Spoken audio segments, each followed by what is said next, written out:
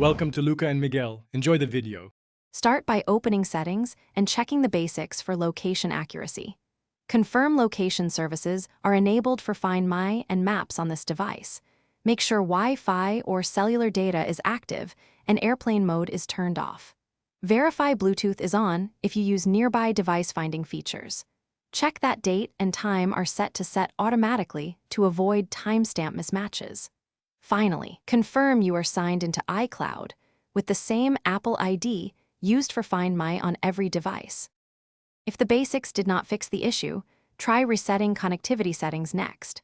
Toggle location services off and on again to reset GPS calibration and permission prompts. Turn Wi-Fi, cellular, and Bluetooth off, wait 30 seconds, then enable them again to refresh network connections.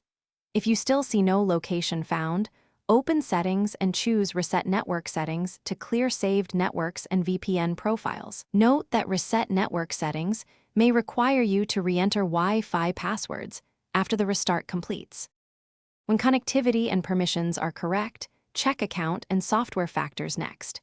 Sign out of iCloud, wait 2 minutes, then sign back in to refresh your device list and device visibility.